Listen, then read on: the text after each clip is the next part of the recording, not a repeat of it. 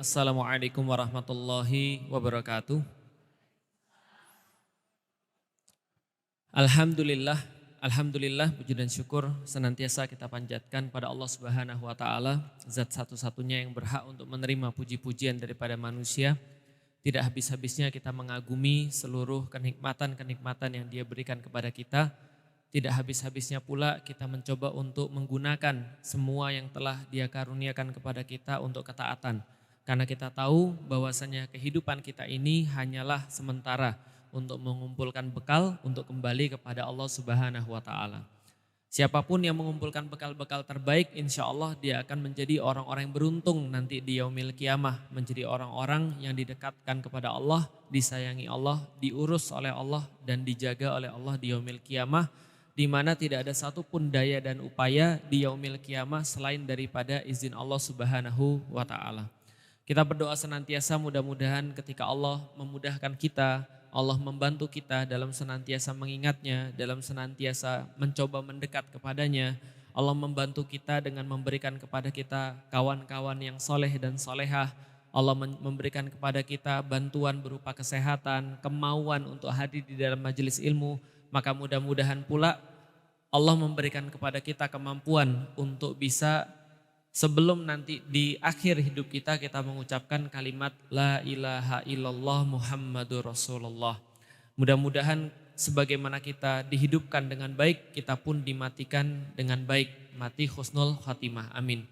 Salat dan salam semoga tercurah dan terlimpahkan kepada baginda Nabi besar Muhammad sallallahu alaihi wasallam, manusia yang menjadi contoh daripada manusia-manusia yang ada setelahnya. Manusia yang dibanggakan oleh para nabi dan menjadi pemimpin daripada para nabi. Sungguh sangat merugi orang-orang yang tidak mengetahui tentang beliau. Karena terkumpul seluruh kebaikan-kebaikan lisan dan juga kebaikan-kebaikan perbuatan kepada beliau sallallahu alaihi wasallam. Pada beliau terdapat banyak sekali akhlak-akhlak mulia dan kita memohon kepada Allah, andaikan kita bisa meneladani satu saja akhlak beliau, maka tentunya ini sudah menjadi sebuah hak bagi kita untuk dekat kepada Rasul nanti di yaumil kiamah. Ada orang yang meniru Rasul dari kelembutannya. Ada orang yang meniru Rasul dari kecerdasannya.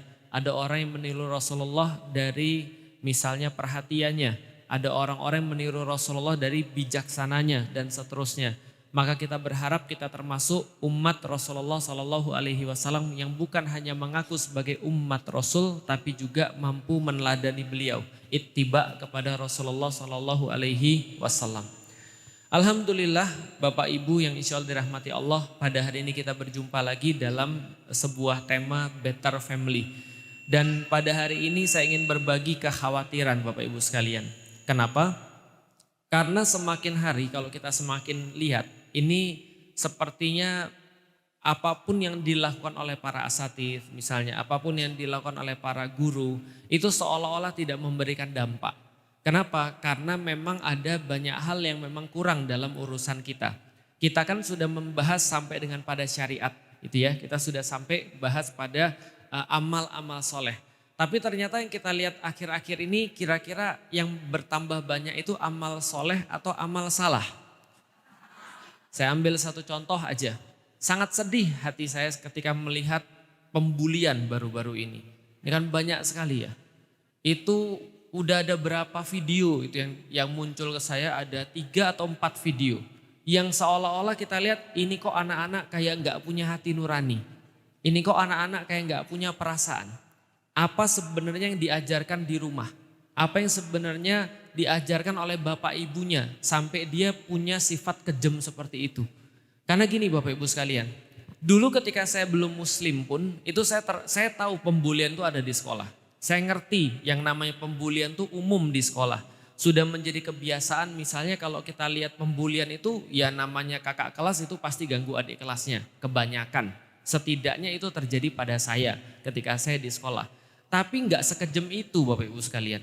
Jadi nggak sampai misalnya contoh ya, kalau misalnya senakal-nakal orang zaman dulu ketika saya SMP dan SMA itu ngebully orang misalnya, itu biasanya ngebully cuma pakai mulut aja. Pun kalau seandainya pakai tangan, itu kalau orang sudah nangis kita berhenti. Kenapa? Karena kalau orang sudah nangis kan yang mainkan perasaan kita sebagai manusia ya. Lah jangankan lihat manusia nangis, Kadang-kadang kita lihat hewan teriak-teriak aja kita nggak tega. Kadang-kadang ngelihat kucing misalnya, kucing disiksa orang aja kita nggak tega, dipatahin kakinya lah. Atau kemudian lihat tikus dibakar aja kadang-kadang kita nggak tega. Pernah lihat ini pas lagi kurban, hewan kurbannya terus nangis.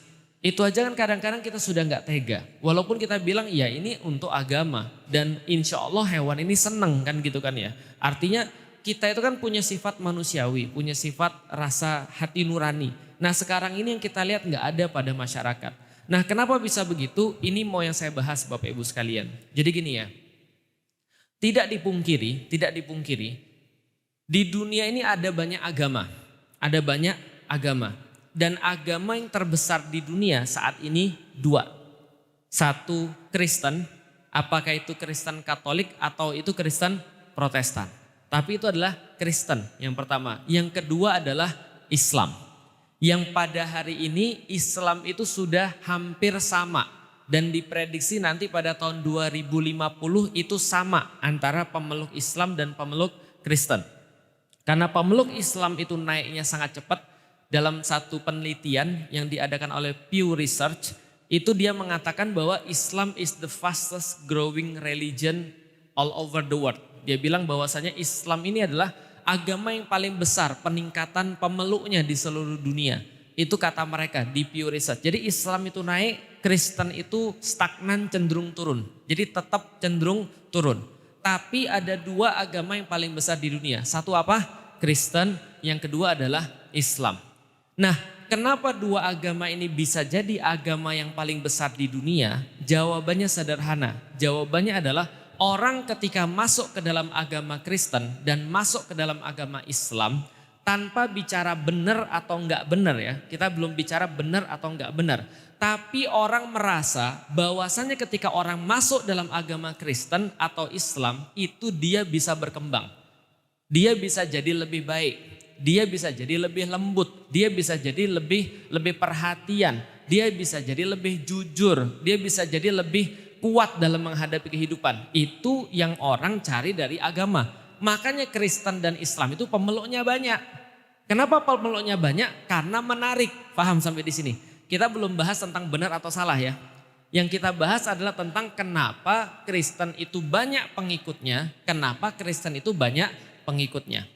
Andaikan agama Kristen atau agama Islam itu ketika orang ngelihat orang-orangnya nyebelin semua, kira-kira mau nggak mereka masuk dalam agama Kristen? Ya nggak mau. Yang mereka lihat masuk agama itu senang, masuk agama itu nggak stres, masuk agama itu punya komunitas. Bahkan ada orang-orang yang oportunis pengen masuk agama juga bisa. Misal ya, saya nggak bilang semuanya, tapi ada di kalangan yang saya lihat dulu ada orang-orang masuk Kristen itu gara-gara apa? Gara-gara dia pengen dapat sekolah yang bagus. Pindahlah dia dari agama lain, Buddha misalnya, Hindu misalnya, pindah ke agama Kristen biar masuk sekolahnya bisa murah. Karena sekolah-sekolah bagus itu sekolah Kristen. Artinya ada apa? Manfaat. Ada sesuatu yang dia dapatkan ketika dia masuk dalam agama itu.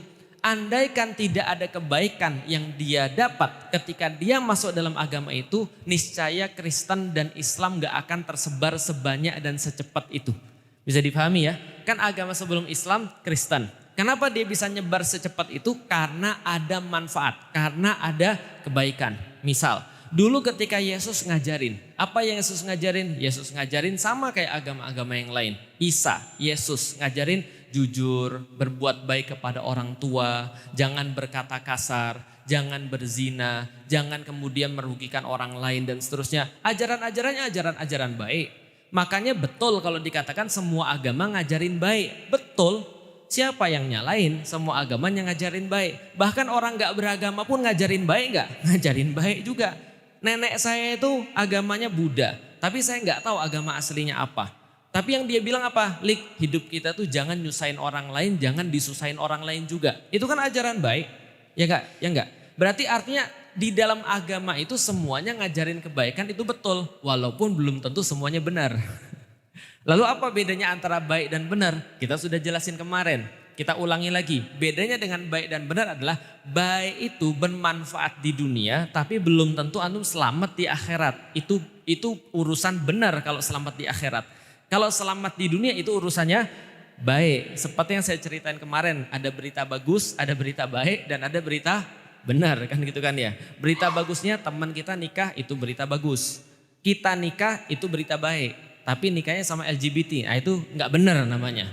Nah berita yang benar adalah nikahnya sama ya lawan jenis, kan gitu kan ya. Balik lagi.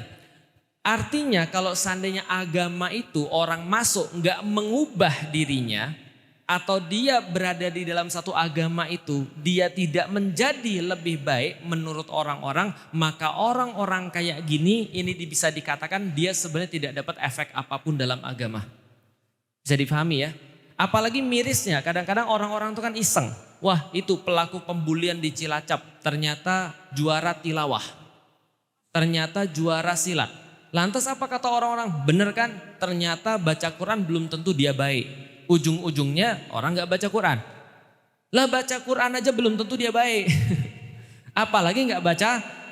Nah tapi bisa dilihat di sini. Lihat ya, berarti tilawahnya itu dia paham atau tidak? Gak paham.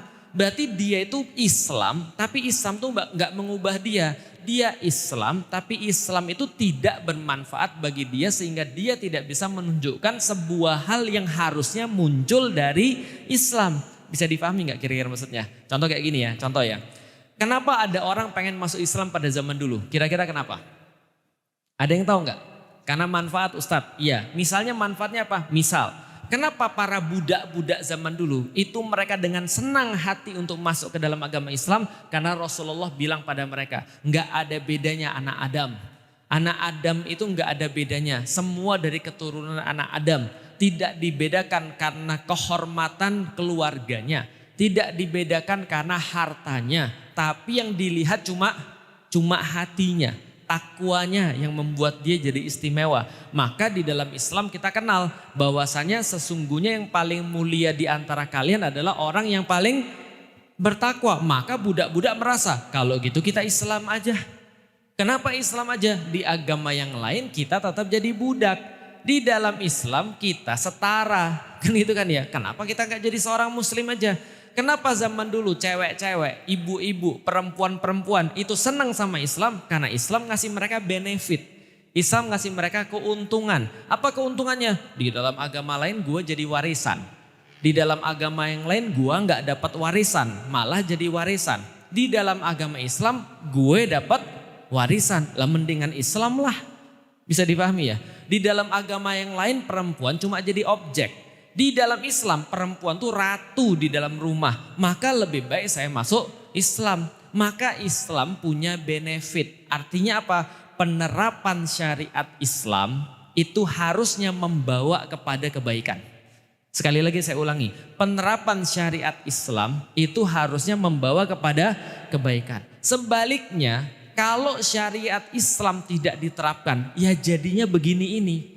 Jadinya ada orang ngebully, jadinya ada orang nyakitin orang tanpa ada hati nurani dan segala macam. Padahal di dalam Islam ya, coba bayangin kalau syariat ditegakkan. Orang tua ngajarin anaknya, nak kamu itu sudah gede, tanganmu itu bukan untuk nyakitin orang.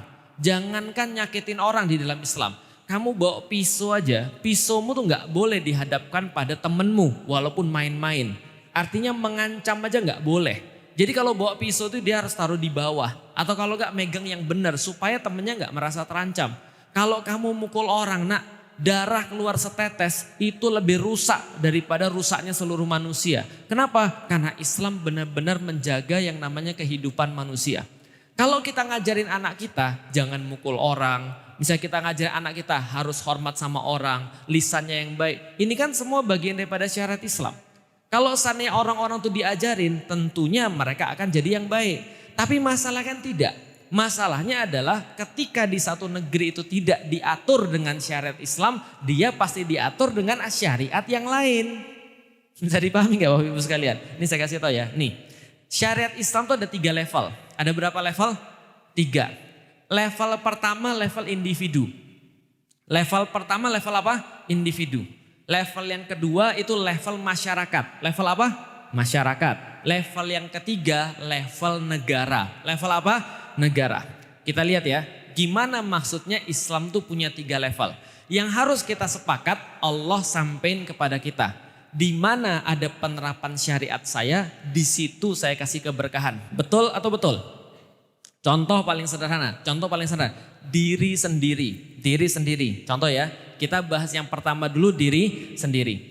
Ibu dan bapak, yakinlah bahwasanya syariat itu adalah kebaikan buat diri kita sendiri. Andaikan tidak ada orang yang muslim, andaikan di sekeliling kita bukan muslim pun, kalau kita melaksanakan syariat itu kebaikan buat diri kita sendiri. Oke, contohnya. Pernah dengar ada suami kerajingan main judi slot? Pernah? Jual motor, jual mobil, lalu kemudian ngambil duit istrinya, ibunya dan segala macam. Banyak zaman sekarang? Banyak. Di Indonesia paling banyak korban judi slot. Kenapa paling banyak korban judi slot? Karena nggak mikir. Karena pikiran dia kayak gini. Pikiran dia, kalau gue main judi gue bisa kaya. Kan gitu. Kenapa dia bisa mikirnya nggak panjang? Karena dia nggak pernah ibadah. Karena dia nggak pernah menjalankan syariat. Sederhana, misal sholat. Sholat itu kalau kita lakukan dengan benar, sholat itu untuk Allah. Sholat itu karena Allah. Tapi kalau kita lakukan dengan benar, kira-kira ada efek untuk dirinya sendiri nggak? Ada. Pertama, ngelatih kedisiplinan. Bahwasanya sholat itu 5 waktu. Dia latih diri dia disiplin. Kalau misalnya dia tahu dia kerja di Jakarta, lantas dia mau pulang, pulangnya ke Bogor. Dia pulang kantor jam 5 teng dan dia tahu bahwa di jalan dia pasti akan kena macet, maka dia akan perhitungan gimana caranya saya bisa sholat maghrib di jalan. Kan gitu. Oh kayaknya nggak nyandak, kalaupun sampai rest area penuh, lebih baik saya tunggu maghrib dulu di kantor, habis maghrib saya baru pulang. Telepon istrinya, maaf ya Dik, saya pulangnya agak telat. Kenapa? Karena saya mau sholat di kantor. Disiplin. Orang yang disiplin itu nggak mudah hancur hidupnya. Kenapa? Karena kedisiplinan itu akan membentuk dia. Bangun jam 4 pagi, lalu kemudian lapor lagi ke Allah jam 12, lapor lagi ke Allah ba'da matahari ba'da matahari turun, lalu kemudian lapor lagi ke Allah menjelang gelap, lalu lapor lagi ke Allah setelah gelap. Itu semua disiplin. Selain disiplin apalagi yang dilatih? Sabar. Menjalankan sholat itu harus sabar. Harus apa lagi? Harus kuat. Kuat juga dilatih. Harus apa lagi? Jujur. Itu juga dilatih. Gak sadar kan kalau sholat itu ngelatih kita jujur? Dalam sholat kira-kira bisa gak orang tahu kita baca Al-Fatihah atau enggak kalau pas lagi sholat jamaah? Atau pas lagi zuhur atau lagi asar? Enggak. Anak-anak saya itu nggak ada yang tahu. Saya pun nggak tahu. Walaupun kadang-kadang kita bisa tahu. Kadang-kadang sholatnya kok cepet banget. Fatihahmu bacanya seperti apa? Maka kita nasihatin. Nah, yang namanya sholat itu karena Allah, bukan karena bapak ibumu. Bapak ibumu bisa nggak lihat. Bapak ibumu nanti mati. Tapi kalau seandainya kamu sholatmu itu karena Allah, maka kamu akan baca meskipun nggak ada yang ngelihat. Sholat ngelatih jujur. Setidaknya jujur kepada diri sendiri. Sholat ngelatih apa? Adil. Sholat ngelatih apa? Mikir dan seterusnya. Kalau orang sholatnya bagus, maka bagus seluruh kehidupannya. Maka benar ulama-ulama bilang, kalau hidup kita rungkat katanya, kalau misalnya hidup kita hancur katanya, maka yang pertama kali diperbaiki itu adalah sholat. Itulah kenapa sholat itu akan dihisap pertama kali di yaumil kiamah. Karena kalau orang hancur sholatnya, pasti hancur hidupnya. Karena sholat itu sudah yang terakhir. Yang terakhir kita andelin itu adalah sholat. Lah kalau sholatnya sudah hancur, gimana dia mau bertanggung jawab pada hal-hal yang lain? Tapi dibahas, Ustadz kalau itu orang kafir gimana? Nah itu pembahasan kemarin, sudah terus kita bahas. Kalau orang-orang kafir beda indikasi. Orang-orang kafir itu dikasih oleh Allah banyak hal-hal dunia supaya dia nggak dapat akhirat. Tapi kalau kita sudah muslim, yakin dengan Allah, kita tahu bahwasanya sholat itu pasti akan berpengaruh dalam kehidupan kita. Contoh lagi, puasa. Apa yang puasa latih? Harapan. Apalagi kedisiplinan, keras hati, dia mau tanggung jawab, itu juga puasa. Contoh, itu ada universitas di Amerika namanya Yale University. Dia meneliti bahwasanya orang-orang yang sanggup menahan untuk memuaskan hawa nafsunya untuk sesuatu di masa depan, maka hidupnya lebih sukses. Bingung? Nih saya kasih tahu. Penelitian di Amerika tuh begini, sederhana. Dia bilang gini, anak-anak dikasih permen yang mereka suka. Namanya marshmallow, tahu marshmallow? Nah, itu dikasih anak-anak sana kan suka semua. Nah, mereka dikasih sekotak marshmallow, lalu bilang begini, silahkan boleh dimakan. Tapi kalau kamu mau nunda makan selama 2 jam, kamu dapat 2 kotak. Gimana? Kira-kira anak-anak tuh mau nggak? Itu ditaruh di depannya, ada yang ngeliatin terus, dibuka dikit. Ini banyak di YouTube penelitiannya. Dibuka dikit, tutup lagi, udahlah nggak mau. Lalu mana dibuka dikit, ada yang dicoel, dijilat gitu kan ya. Tapi nggak mau, kenapa? Bayangin yang 2 kotak. Ada anak yang makan, ada anak yang nggak makan. Ternyata Bapak Ibu sekalian, penelitian mereka menunjukkan anak-anak yang bisa ngendaliin dirinya sendiri, nggak makan saat itu dengan janji dia akan dapat 2 kali lipat, maka dia lebih sukses dalam kehidupan dia. Kenapa? Dia bisa menunda kenikmatan, bisa ngontrol diri. Bisa dipahami ya? Syariat itu kan semuanya kan adalah sebuah cara untuk ngontrol diri. Benar nggak? Semua syariat yang Allah berikan kepada kita itu cara untuk ngontrol diri kita. Lah kalau manusia tidak bisa ngontrol dirinya sendiri, ya nggak ada bedanya sama hewan. Bisa dipahami gak Ibu sekalian? Maka perilaku-perilaku yang kita lihat, yang kita kesel lihat kayak pembulian itu, ya itu kan sama, itu kan perilakunya hewan. Hewan aja gak kayak gitu. Gitu kan ya. Nah ini kan perilaku yang gak manusiawi, kenapa? Gak bisa ngontrol diri. Nah pertanyaannya, kalau individunya dia sholat, dia puasa benar, dia lakukan syariat-syariat Allah, secara karakter kira-kira lebih bagus atau lebih jelek daripada orang yang lain? Lebih bagus. Nah ini pengaruhnya syariat bagi kemudian individu. Artinya kita harus yakin syariat itu kalau diterapkan pasti akan memberikan kebaikan. Hanya saja penerapan syariat ini beda-beda. Seperti yang saya bilang, ada individu, ada kemudian masyarakat, ada kemudian negara. Sekarang kita ambil kasus bullying. Kita ambil kasus bullying. Secara individu, gimana caranya agar kita bisa menghentikan pembulian di tengah anak-anak? Menurut Bapak Ibu gimana? Ya dikandani, dinasehati. Betul nggak? Nak, gini loh nak. Yang namanya dipukul itu nggak enak. Sakit dipukul itu. Coba kamu lihat, ada orang-orang disiksa, liatin videonya. Ada orang-orang, kamu kesian nggak sama orang kayak gini? Terus kita bawa dia ke anak yatim misalnya. Coba kamu santuni dia, kasih dia makan. Seperti apa wajah senengnya? Itu orang-orang bisa berubah. Kenapa? Karena dia diterapi. Dia diterapi ngelihat orang senang, dia senang. Ngelihat orang sakit, dia sakit. Maka orang-orang kayak gini bisa diterapi. Pertanyaan saya, berapa orang yang bisa kita terapi? Berapa orang yang bisa kita terapi? Karena anak-anak kayak gini kan gak mungkin dipukulin juga. Lah kalau misalnya kita ngeliat kayak gitu kesel, tiba-tiba kita datang, kita dengkulin juga. Ya dia juga sama. Dan kita juga sama jadi kayak dia. Artinya gak merubah. Yang merubah kan harus dididik secara pribadi. Secara pribadi kita didik. Itu gak banyak orang. Sebagaimana ibu-ibu kajian datang ke kajian saya. Ya cuma segini-gini aja. Orang Indonesia ada 270 juta. Masalahnya tiap hari beranak. Kan gitu kan ya. Nah maka tidak bisa syariat ini hanya diterapkan secara individu. Sholat nak, sabar nak, puasa nak. Itu cuma individual. Maka ada syariat yang diterapkan dalam masyarakat. Maka masyarakat itu juga nanti dibebankan kepada penjagaan terhadap kemungkaran. Misalnya apa? Masyarakatnya mengawasi, lalu kemudian melihat kayak di Cilacap kemarin ketika ditangkap semua kampung terus kemudian ribut, ngebully dan segala macam. Itu termasuk bagian daripada amar ma'ruf nahi munkar. Bahwa masyarakatnya harus ribut, masyarakatnya harus merasa nggak suka. Anda punya tetangga Anda punya kos-kosannya itu diisi cowok dan cewek. Terus Anda diem aja, itu namanya masyarakatnya nggak jalan. Anda punya kemudian satu kompleks itu di depannya jualan minuman keras. Anda diem aja, itu kemaksiatannya jalan. Itu individu, nggak bisa. Coba misalnya ada orang jual khomer misalnya. Di depan Panduraya misalnya, Felix Show datang sendiri. Terus kemudian, hentikan penjualan ini, saya yang berhenti hidup. Paham Bapak Ibu sekalian?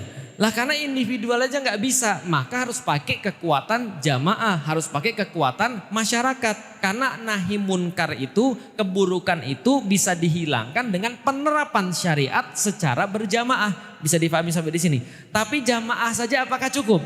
Enggak, makanya Allah itu ngasih yang ketiga, bahwasanya syariat itu juga wajib diterapkan oleh negara. Negara ini kalau nerapin syariat beres semuanya. Lah kenapa beres semuanya? Karena dia yang menerapkan itu yang besar, yang bisa memaksa sifatnya. Misal contoh ya, kita lihat kalau kasus pembulian ini, gimana caranya negara kita ini nyelesain kasus pembulian? Gimana cara nyelesain kasus pembulian? Orangnya ditangkap. Berubah atau enggak? Dari dulu itu pembulian sudah ada. Semakin banyak ini videonya. Orang-orang ditangkap semuanya. Tapi apakah berubah? Enggak. Kenapa? Karena negara enggak menghilangkan penyebab kerusakan itu. Apa penyebab kerusakan itu? Tayangan-tayangan enggak bertanggung jawab. Lalu kemudian orang tua yang tidak dibina. Mereka sibuk soalan yang lain, radikalisme, toleransi. Yang penting kita bisa baik dengan agama yang lain dan segala macam. Tapi ini loh, orang-orangnya ini nggak dibina karakternya seperti apa.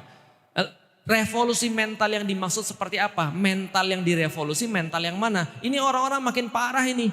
Ini orang-orang nggak suka main persekusi, nggak suka larang, nggak suka pukul. Ini kan yang dikembangkan zaman sekarang dan dibiarkan. Nah, ketika dibiarkan ini muncul bibit-bibit yang kayak gini. Makanya kalau kita lihat harusnya pemerintah ini besar sekali fungsinya. Ustadz kok nggak suka banget sama pemerintah, kok nyalain pemerintah terus? Bukan nyalain pemerintah. Ini ngejelasin bagaimana syariat Islam itu diterapkan. Karena di zaman Rasulullah negara itu memberikan sebuah peran yang sangat besar untuk menghilangkan yang namanya kemaksiatan. Sekarang saya mau nanya Bapak Ibu sekalian. Sekarang nih pembulian itu baru satu kasus. Tahu kasus yang lebih parah Bapak Ibu sekalian? Perzinaan. Itu yang paling parah. Zaman sekarang di kalangan anak-anak muda. Kenapa perzinaan parah sekali? Karena ini banyak sekali. Perzinaan, pornografi ini luar biasa di Indonesia. Lah kenapa? Karena dibebaskan untuk dapat materi-materi pornografi. Gak percaya? Coba bukalah TikTok coba. Coba scroll dikit tuh Instagram. Kalau enggak kita dapat ya kayak gitu-gitu. Pertanyaannya kalau orang lihat, ngomong-ngomong tahu nggak yang saya maksud? Tahu nggak sih yang saya maksud? Orang-orang joget-joget, seksi. Laki-laki kalau dia masih normal itu pasti dia akan naik syahwatnya. Kalau ngeliat yang kayak gitu-gitu. Dan yang buat itu sudah ngerti banget bahwa apa yang mereka lakukan itu akan menarik laki-laki. Itu memicu kepada apa? Memicu kepada perbuatan-perbuatan asusila. Orang-orang melakukan perbuatan asusila dibiarin. Orang-orang melakukan hal-hal yang buruk dibiarin. Nah ini problematika. Kenapa? Karena syariatnya nggak ditegakkan. Kalau syariatnya ditegakkan semuanya beres. Contoh, gimana Islam menegakkan syariat? Misal di bidang perzinaan. Nanti kita bahas pembulian. Gimana di bidang perzinaan? Mulai dari awal. Mulai dari awal kehidupan laki-laki dan wanita dipisah. Laki-laki aktivitas laki-laki, perempuan aktivitas perempuan. Kalau andaikan ada sesuatu yang bercampur baur, maka nanti ada yang mengingatkan ini bukan aktivitas yang bagus gitu kan ya. Maka kos-kosan gak akan dibolehin kos-kosan campur di dalam Islam. Wah itu kolot banget, kolot dari mananya gitu kan ya. Yang ngomong kolot pengennya apa? Pengennya asik-asik kan gitu. Lalu kita tanya, apa untungnya? Kenapa kamu kosnya harus nyampur? Ya supaya kita bisa untuk ya itulah. Apalagi coba alasannya? Kenapa zaman dulu ya Allah ratusan tahun orang-orang baik-baik saja kosannya tuh dipisah. Gitu kan ya? Tiba-tiba sekarang kos-kosan harus dicampur. Kos-kosan boleh dicampur. Kalau kos-kosan dicampur ya itu terjadi segala sesuatu yang kita inginkan bareng-bareng sebagai anak kos-kosan. Betul? Kos-kosan dicampur jadi satu, WC-nya satu, kan gitu kan ya. Lalu kemudian pas lagi mau masuk WC, ada yang keluar kan gitu. Itu baru kecelakaan satu, belum kecelakaan yang lain. Ustadz kok tahu sih? Saya kan pernah mahasiswa. Dan saya kan tahu cerita teman-teman saya yang nyari kos-kosan campur. Bisa dipahami sampai di sini. Tiba-tiba kos-kosan itu ada sendal cewek di depannya, dibiarin aja masuk satu kamar. Masa di dalam dia main catur? Paham Ibu sekalian? Kan gak mungkin. Makanya Islam sudah ngatur dari awal. Kehidupan wanita dan laki-laki terpisah. Kalau kamu suka sama dia silahkan nikahi dia. Lalu Islam kasih aturan lagi. Pertama, tidak boleh bercampur antara satu sama lain. Yang kedua, kalau ada yang ketahuan melakukan zina, itu hukumannya lumayan tuh. Bagi yang belum nikah, maka dia dicambuk 100 kali. Dan itu harus di live streaming. Paham Ibu sekalian? Ya Felix ya dicambuk 100 kali, live streaming. Nah itu yang nonton bisa seluruh dunia tuh. Terus orang lihat, wah nggak enak ya dicambuk ya 100 kali ya. Wah takut aku. Kenapa? Orang mikir ribuan kali. Kayak ibu-ibu nakut-nakutin anak-anak. Kalau nggak mau tidur nanti tangkap polisi. Apa hubungannya kan itu kan ya. Lama-lama lihat polisi dia takut kan itu kan ya. Lah tapi kan takut ini penting untuk mengajarkan orang. Paham nggak sampai di sini? Orang-orang yang bisa gebukin orang, yang bisa zina karena dia merasa nggak ada masalah. Coba kalau dia lihat ada orang-orang yang mendapatkan akibat daripada perbuatannya. Itu kalau anak-anak muda bilang new fear unlock kan itu kan ya. Ketakutan ini mulai kelihatan. Kayak kemarin misalnya, saya lihat di Instagram ada maling, lalu kemudian ketangkepnya dikunci di rumah. Karena dia malingnya di rumah ketangkep, terus dimasukin ular di dalamnya. Nah, itu kan bagus tuh. Paham gak maksudnya? Itu kan bagus. Biar orang tahu kalau kamu maling ini jadinya begini. Tapi Islam kan gak sekejam itu. Kan itu kan ya. Maka kalau maling nanti akan diadili sesuai dengan apa yang dia maling. Tapi balik lagi ke perzinahan. Apa? Kalau ada orang yang dia zina sebelum nikah dia akan dicambuk. Kalau sudah nikah dirajam. Apa itu dirajam? Dipendem terus dilempar batu. Di live streaming juga. Ustadz serem Ustadz. Ya gak apa-apa kalau gak mau nonton. Berarti yang penting dia tahu bahwasanya itu loh kemarin ada orang yang zina di live streaming. Tapi sampai dirajam, paham sampai di sini. Tapi lihat hasilnya. Kenapa Allah katakan fil kisosi hayatun? Kenapa Allah katakan sesungguhnya di dalam kisos, dalam hukum kisos ada kehidupan karena Bapak Ibu sekalian. Orang mulai meremehkan darah orang mulai meremehkan kehormatan orang lain, orang mulai meremehkan harta orang lain ketika tidak ada konsekuensi. Paham ya? Ketika tidak ada konsekuensi atau tidak ada yang dia lihat yang membuat dia tuh khawatir, maka dia lakukan aja. Ini cara ngajar anak paling mudah. Lihat ya, anak-anak keluar sore, pulang malam, ibu biarin. Pulangnya jam 9, ibu biarin. Namanya juga anak-anak. Besok dia pulang jam berapa? 9:30. Ibu biarin lagi, ya namanya juga anak-anak. Besok dia pulang jam berapa? Kalau dibiarin lagi, dia pulang jam berapa lagi? Jelas sampai di sini bahwa konsekuensi itu penting. Jadi menjelaskan konsekuensi itu penting. Orang berbuat buruk ada konsekuensinya, berbuat baik ada konsekuensinya. Itu cara yang paling mudah untuk ngatur anak-anak. Cara paling mudah untuk ngatur manusia. Kalau kamu taat ada konsekuensinya. Kalau kamu nggak taat ada konsekuensinya. Ternyata apa yang terjadi? Ibu-ibu sekalian, lihat ya. Ada satu kabupaten di Bulakamba namanya, itu di daerah Brebes. Itu dulu pernah diterapkan level camat kalau nggak salah. Kalau nggak level bupati, saya lupa. Diterapkan bahwasannya orang itu kalau pergi untuk menghadiri acara-acara formal pejabat itu tidak perlu pakai sanggul. Tidak perlu pakai apa? Sanggul, cukup pakai kerudung saja. Itu bapak-bapaknya langsung bilang, wah kami ini sekarang senang banget. Kenapa? Biasanya kalau ibu-ibu sanggulan itu nunggunya berapa lama, gitu kan ya? Jam-jaman, belum lagi riasannya. Itu kira-kira bapaknya senang atau tidak? Yang kedua, dilarang minum khamar, dilarang minum minuman keras. Itu ibu-ibunya yang senang. Kenapa? Ada bapak-bapak yang secara individu kita nggak bisa ngingetin dia. Yang secara masyarakat mau ngingetin gimana? Orang dia pejabat misalnya. Tapi ketika hukum negara tidak boleh khamar, maka dia tidak bisa khamar dan tidak tersedia khamar sama sekali. Akhirnya yang menurun apa? Angka perzinaan menurun, angka kriminalitas menurun. Di Jepang, di Amerika, di Inggris sekarang menggunakan aturan itu. Pembatasan terhadap khamar untuk menurunkan angka kriminalitas. Walaupun mereka nggak bisa menghapuskan. Kenapa? Ya karena mereka bukan Islam. Paham sampai di sini? Intinya manusia itu fitrah. Kalau manusia itu fitrah, dia diterapkan aturan Allah, nggak ada masalah. Itu baru perzinaan, pornografi nggak ada. Lalu kalau orang-orang mau menikah dipermudah, kurang istri satu boleh tambah bagi yang mampu tentunya gitu kan ya. Bagi yang nggak nekat ya kayak saya. Nah lalu kemudian apalagi yang membuat dia bisa berzina? Lah nggak ada yang membuat dia bisa berzina. Zaman sekarang bisa berzina mudah banget ibu-ibu dan bapak-bapak sekalian. Sekantor gitu kan ya. Sudah tahu ada orang-orang kantor berzina? Kenapa orang bisa zina? Witing tresno jalaran soko kulino. Orang-orang bisa muncul cinta kan gara-gara bersama-sama. Sudah tahu dia cewek, sudah tahu kamu cowok. Dia bening pula walaupun istri orang. Kan gitu kan ya. Satu kantor, sekretaris pula ya udahlah. Mau gimana lagi? Kita yang nyiptain kondisi kayak gitu. Kan gitu kan ya. Kadang-kadang kita tuh ngumpanin diri sendiri. Kenapa? Karena nggak mau menjalankan syariat. Pembulian seperti apa? Saya sudah jelasin tadi. Pembulian dari awal sudah disediakan tempat yang bagus. Jadi gini ya ibu-ibu dan bapak-bapak sekalian. Laki-laki itu akan jadi laki-laki. Sekali lagi, laki-laki itu akan jadi laki-laki. Maka dia akan punya sifat-sifat kejantanan. Ketika dia berlatih kayak gitu, itu bagus. Tapi jangan orang yang dipukulin. Nah Pak, pertanyaannya bagaimana ini disalurkan? Gitu loh maksudnya. Disalurkan lewat olahraga, disalurkan lewat apa dan segala macam. Itulah di dalam Islam, pendidikan itu ada namanya pendidikan futuwah. Pendidikan kekesatriaan.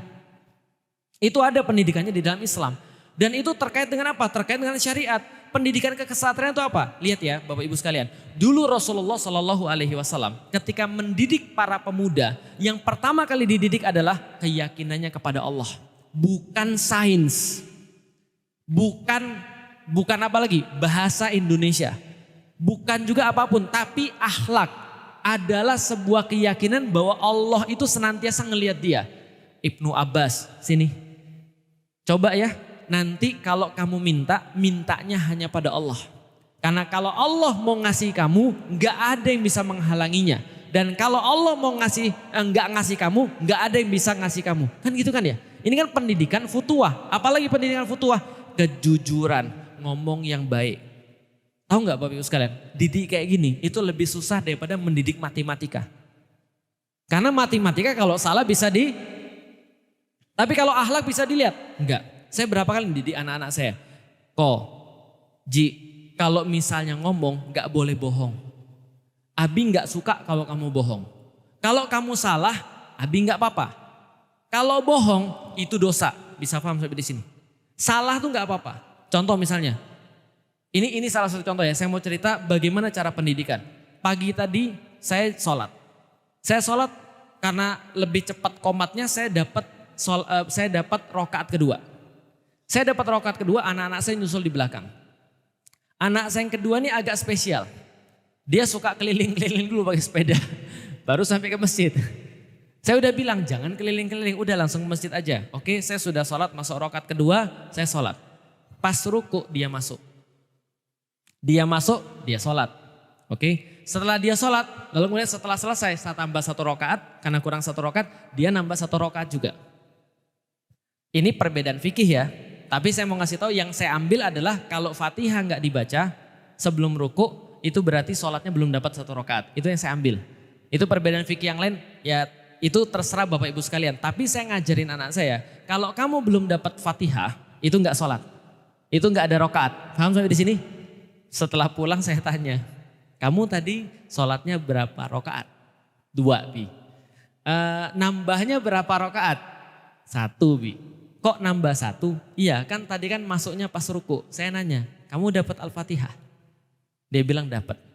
Saya tanya lagi, gimana caranya baca Al-Fatihah secepat itu?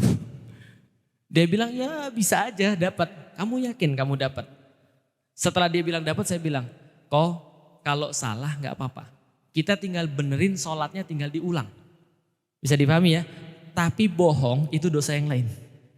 Paham sampai di sini? Enggak, kok sholat, kok baca Al-Fatihah. Terus saya bilang, sekarang coba praktekin gimana caranya baca Al-Fatihah secepat itu. Karena saya di situ saya ruku, saya lihat kamu di belakang, kamu datang baru ruku. Lalu kemudian dia bilang, iya belum, tapi kok nggak mau dibilang bohong. Paham sampai di sini? Saya bilang, ya itu masalahmu jadi 2. Pertama bohong, kedua ngeyel, paham Ibu sekalian? Nah tapi yang pengen saya kasih tahu adalah pendidikan semacam ini penting. Bahwa anak-anak itu harus ngerti bahwasanya salah itu normal. Yang gak boleh adalah bohong. Karena itu salah satu akhlak yang kita ajarkan pada mereka. Allah lihat, Abi bisa jadi gak lihat. Nah kalau orang-orang sudah dididik seperti ini. Lalu ketemu teman, Bo ya kalau punya dibagi temennya. Setelah dia bagi kita tanya, gimana temennya senang gak? Iya tadi dia senang kok bagi. Nah itu dia jadi mau berbagi. Setelah dia berbagi, lalu kemudian kita lihat, kamu pernah dipukul orang, rasanya gimana? Gak enak. Pernah dihina orang, rasanya gimana? Gak enak. Jangan lakukan hal yang sama. Walaupun kadang-kadang namanya anak-anak, gak seperti matematik. Hari ini kita ngomongin 2 jam lagi dia hina orang. Gitu kan ya. Tapi gak apa-apa, itulah gunanya pendidikan. Nggak cuma di rumah, nggak cuma di sekolah, nggak cuma dimanapun masyarakat, semua itu kalau diterapkan syariat Islam itu bisa kejadian. Nah kalau kejadian ditangkap ada orang yang ngebully, kalau saya yang jadi kemudian yang nangkap, langsung saya kirim ke Palestina tuh. Yuk silakan praktek tadi jurusnya kan itu kan ya. Enggak. Kalau ada yang ketangkap terus gimana? Tadi yang sudah saya sampaikan. Pertama ada pembinaan individu. Yang kedua kita jadi tahu masyarakat itu ada masalah apa. Dilakukan pembinaan lagi. Lalu kemudian kita tahu negaranya harus menerapkan hukum apa. Sensor hal-hal yang gak bermanfaat. Ngomong-ngomong itu film-film kayak ganteng-ganteng sering gila itu kan ada berantemnya juga ya. Iya kan ya.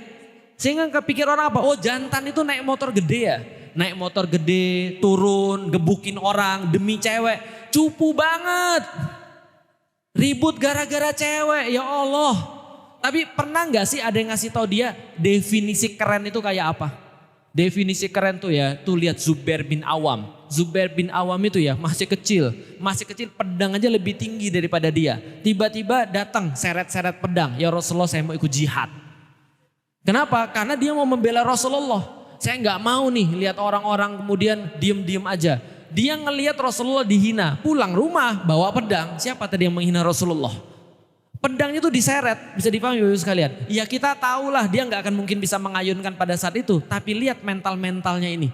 Mental-mentalnya adalah dia terganggu ketika melihat ketidakadilan. Dia terganggu ketika ngelihat ada orang itu kesulitan. Musa itu selalu terganggu melihat kesulitan. Pertanyaannya berapa banyak ini cerita-cerita masuk ke dalam kepala anak-anak ini. Terus terang ketika melihat anak-anak kayak gini saya merasa sedih. Kayak dakwah tuh gagal Bapak Ibu sekalian. Karena anak-anak ini gak follow saya pastinya. Anak-anak ini pasti gak tahu siapa saya. Kalaupun tahu mungkin dia taunya Felix itu adalah ustadz radikal gitu kan. Mungkin diajak berantem juga. Nah tapi yang jelas adalah Bapak Ibu sekalian, yang namanya syariat itu kalau ditegakkan itu ngasih kebaikan bagi semua. Nah sekarang kita jadi tahu kenapa Islam tuh mandek. Jangan-jangan individu kita aja belum menerapkan syariat. Di rumah kita kenapa problem rumah tangga? Karena bisa jadi kita belum mau menerapkan syariat dalam kehidupan kita. Dan syariat itu gak banyak Bapak Ibu sekalian. Syariat itu dikit banget. Coba sehari-hari apa sih syariat Allah dalam kehidupan kita? Dikit banget. Paling Allah cuma nyuruh kita sholat subuh tadi kan ya. Sholat subuh pagi, zikir pun sunnah gitu kan ya. Apalagi yang paling banyak syariat itu pada kehidupan kita itu akhlak.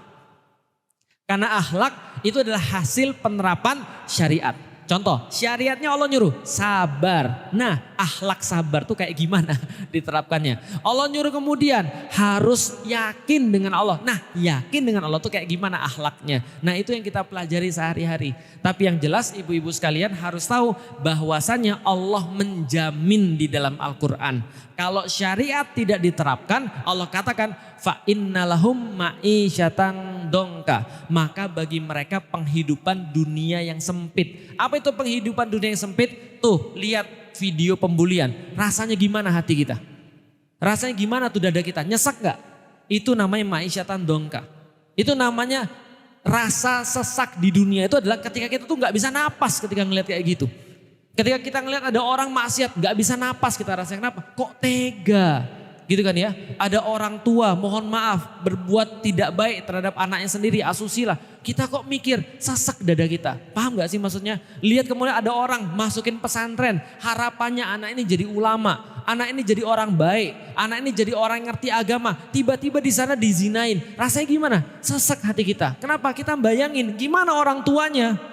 Kan gitu kan ya. Nah ini semua kenapa? Hasil tidak diterapkannya syariat. Pertanyaannya, Ustadz emang di pesantren tidak diterapkan syariat? Maka Bapak Ibu harus tahu dulu mana syariat dan mana bukan syariat. Kalau ibu-ibu tahu mana syariat dan mana bukan syariat, ibu-ibu stres kayak saya. Saya tuh masuk Islam, saya tenang karena punya agama yang benar. Saya tenang ketika sudah menyembah Allah Tuhan yang benar. Tapi stres, greget. Kenapa? Karena syariat Allahnya dicampakkan di mana-mana. Bisa dipahami ya? Mau contoh.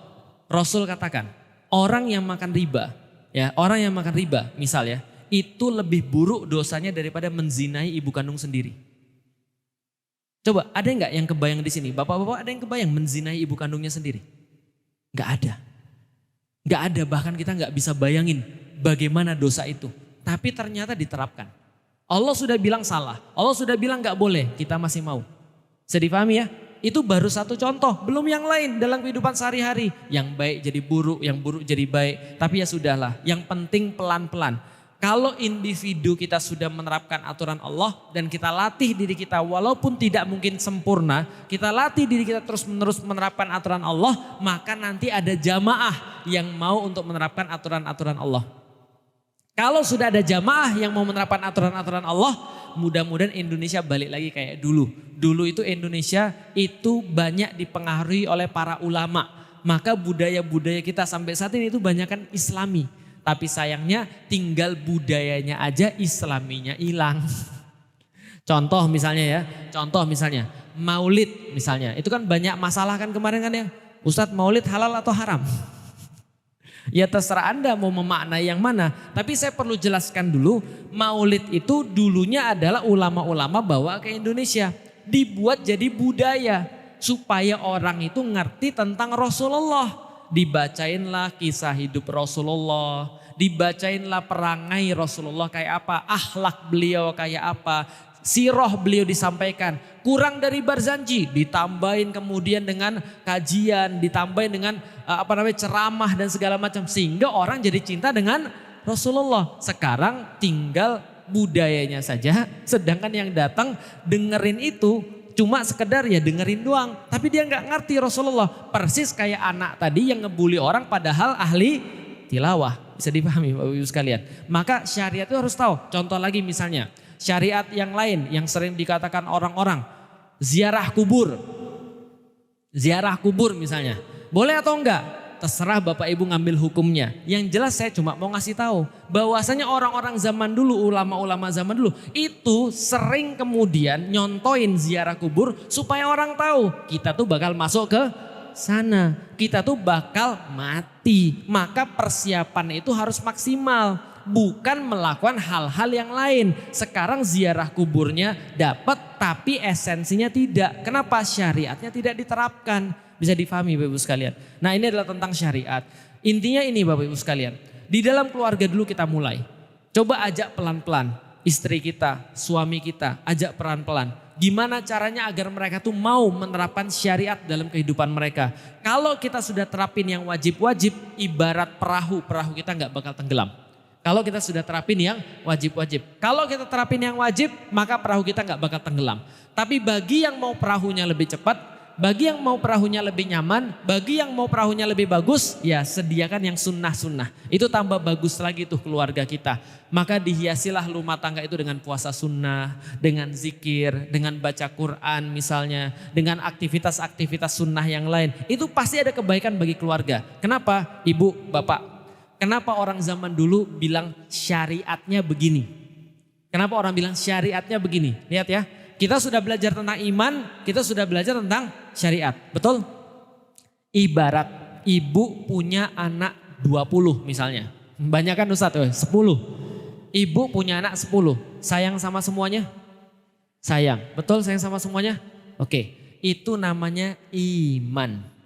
Ibu akan kasih makan 10-10-nya. Walaupun ada yang bandel dan ada yang tidak. Ada yang baik, ada yang belum baik, tapi 10-10-nya anak ibu. Betul ya? Ibu akan kasih makan semuanya. Tapi pertanyaan saya, ada satu anak yang dia begitu perhatian. Belum disuruh kerjain tugas, sudah selesai.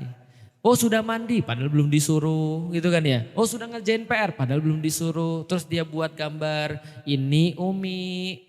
Itu kan ya, ini saya lagi sama-sama Umi, dikasih ke ibu senang. Terus kemudian dia bilang, Umi lagi capek ya, dipijitin dan segala macam gitu kan ya.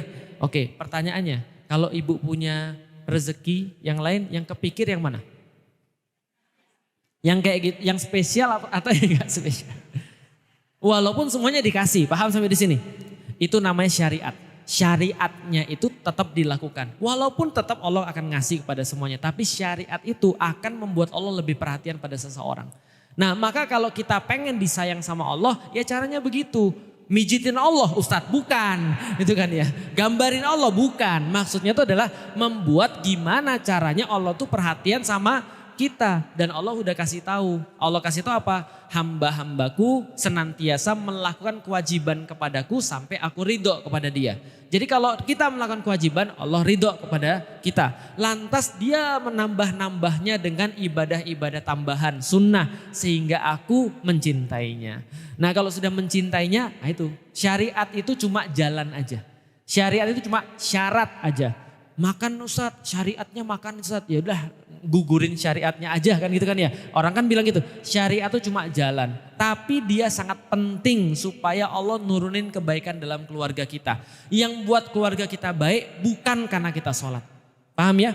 Yang buat kita rezekinya banyak bukan karena sholat duha. Yang membuat kita itu lempeng hidupnya dan jauh dari masalah bukan sedekah kita.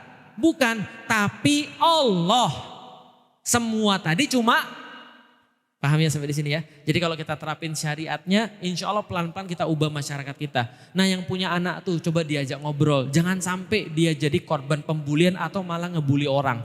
Lah masa nanti kita di Masjid Al-Mutakin demo gitu kan ya, gara-gara ada orang membuli. Ya mbok ya dikasih tahu anaknya masing-masing. Pokoknya diajarkan, sabar nak. Gimana cara mendidik anak-anak tadi? Secara individu sudah saya sampaikan. Buat mereka sabar, buat mereka sholat. Tapi mereka harus ngerti esensi sholat. Kasih tahu bahwasannya digebukin tuh gak enak. Kasih tahu bahwasannya membuat orang sedih tuh gak enak. Pas dia lagi merasa sedih, kasih tahu. Gak enak kan rasa sedih? Gimana kalau ada orang bantu kamu? Aku senang mah. Nah itulah kalau kamu juga bantu orang. Coba ajak mereka pergi ke anak yatim. Kasih makan anak-anak yatim. Ngeliatin mereka sebetapa bahagianya orang-orang yang ditolong sama orang lain. Niscaya itu akan jadi candu bagi mereka untuk nolong orang yang lain lagi.